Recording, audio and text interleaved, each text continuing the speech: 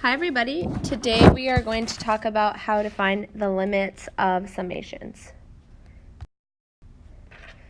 So there are a couple really useful formulas that you should know to help us find the different summations, and we're going to use that to help us find the limits of summations. So here's the four formulas I definitely would like you to know.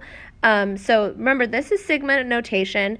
This is how you find the sum of a series. So remember, a series, they give you a rule and you list out the terms and you add them up. So this sigma notation, this number on the bottom tells us which term to start with.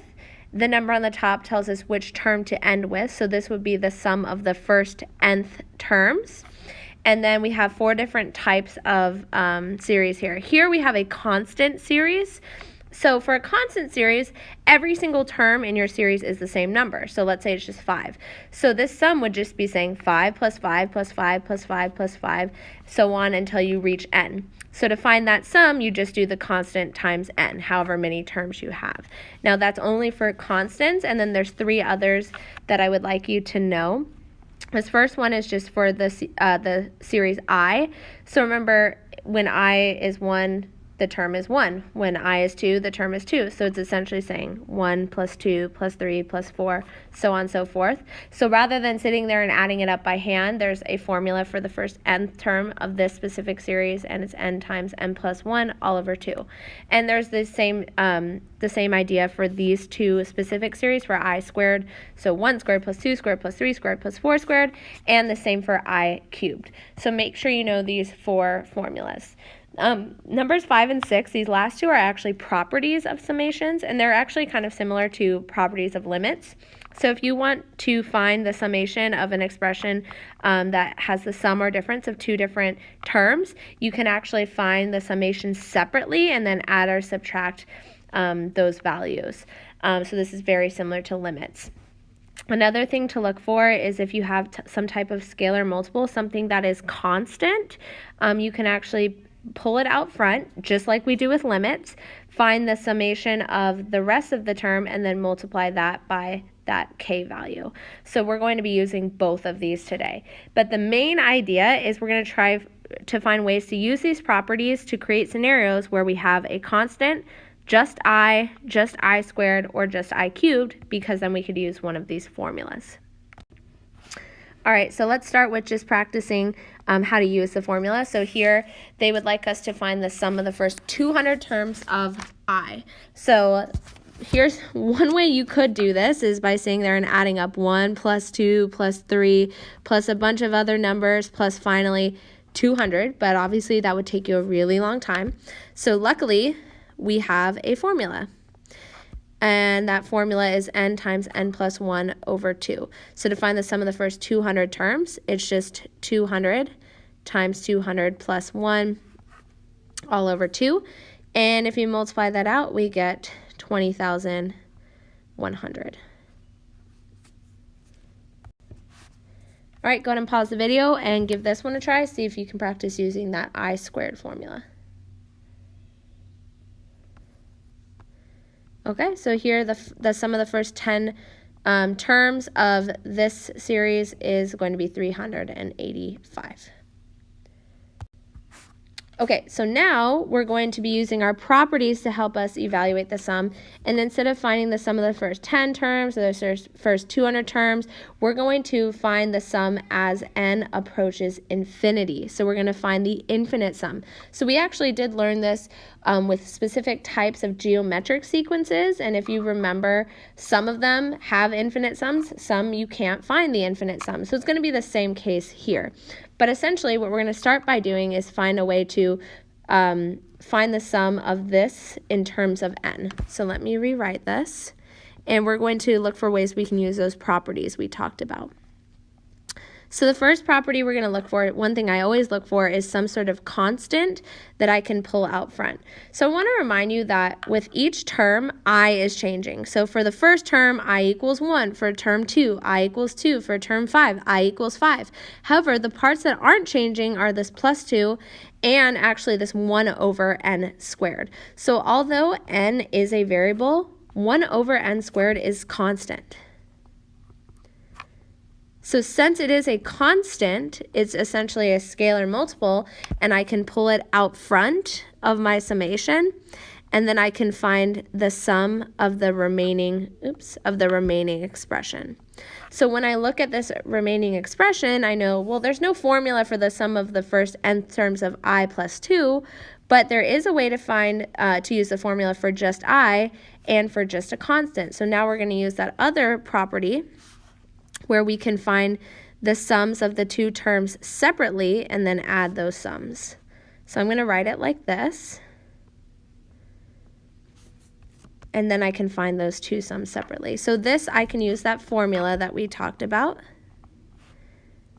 So it's n times n plus 1 all over 2. And then for this, remember when we have a constant, you just take the constant and you multiply it by that top value. So it's going to be 2n.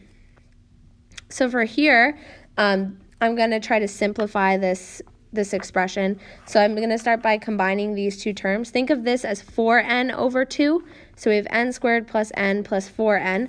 So that leaves us with n squared plus 5n all over 2, and then I'm going to bring in the n squared. And we can even go one more step and simplify this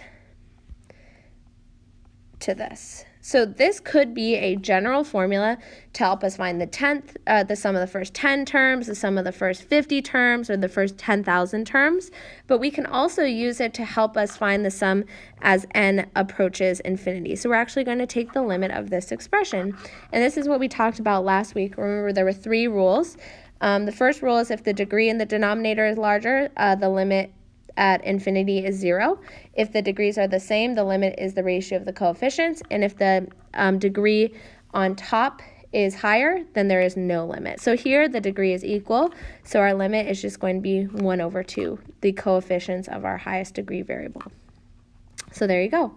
And this is a true statement. If you start listing out the terms in this series and you start adding them up, it will slowly approach 0.5. All right, go ahead and pause the video and see if you can find the sum of this series as n approaches infinity.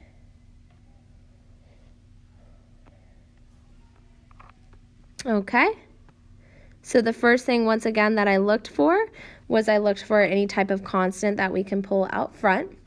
And then I've evaluated the sum of these two terms separately. For this, the sum of the first n terms of 3i, I also pulled that constant of 3 out front, and then I could use my formula and then multiply 3 in after. The sum of this constant is just 2 times n, and then I combined these two terms, multiplied this in, and simplified. In this, 3n plus 7 over 2n could be used as a general formula, once again, to find the sum of the first 50 terms, the first 1,000 terms, or you can evaluate it as n approaches infinity. And once again, the degrees are the same, so it's the ratio of the coefficients, 3 over 2. All right, let's try one more together. So this one, it's going to be the same idea.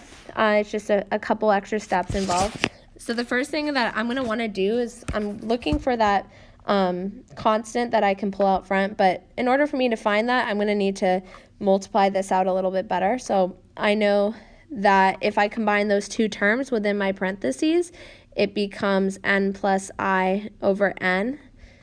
And then I'm going to square that out and see what we have.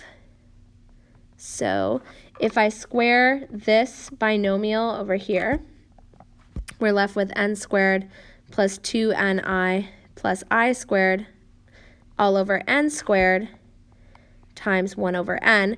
So I see that the constant we actually have is 1 over n cubed, so I can pull that out front.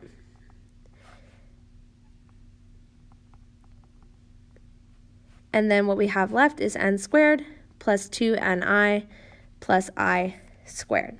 So I see that we have 3 separate terms, so I can find the 3 sums individually, and then I can add them up. So we're going to have a constant function here. I want to remind you that although n is a variable, n is constant. It is not changing with every term, so we treat it like any other constant series. And then here, I is not a constant, 2n is, so I'm going to have to pull 2n out front. like this. And then I can find the sum of the first n terms of I using that formula. And then we also have the formula for I squared. So from here we should be able to evaluate it, no problem. Sorry, I should say times.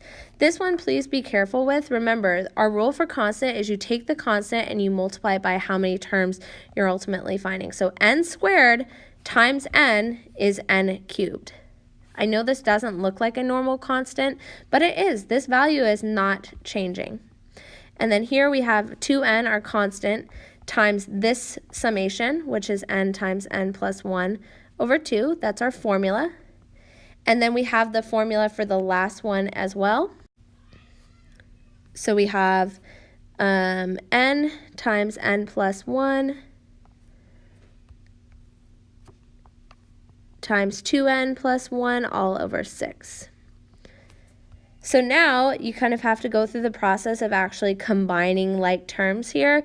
So make sure you make a common denominator and then you add them up. So actually what we end up with, if you go through that process, you should end up with 1 over n cubed times 14n cubed plus 9n squared plus n over 6.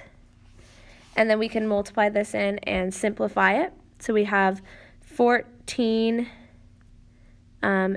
squared plus 9n plus 1 over 6n squared.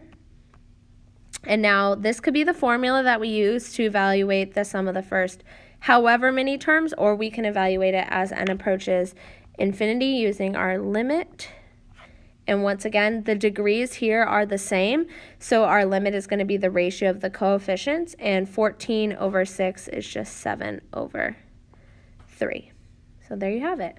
So once again, we're using our properties. So we used our properties to pull out a constant, and then we used our properties to evaluate the sums individually, and we also pulled out another constant here, and these are really just our formulas. This is the formula for constant, this is the formula for I, and this is the formula for, sorry, I'm missing a square right here, for I squared. And then it's just a process of combining like terms and simplifying and then evaluating your limit. All right, last problem. Go ahead and pause the video and give this one a try.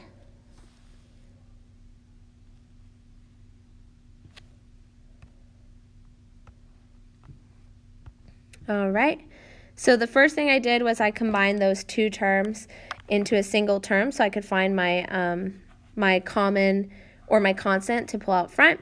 What I have left is 2n plus I. So I can find those sums separately. 2n is just a constant, so to find the sum, it's just the constant times this top number, so it becomes 2n squared. This is this formula, and then I'm going to combine these two terms, multiply in 1 over n cubed, simplify, and then evaluate the limit as n approaches infinity. In this case, the degree in the denominator is larger than the degree in the numerator, so our limit is 0. All right, that is all for today. Thank you so much for watching.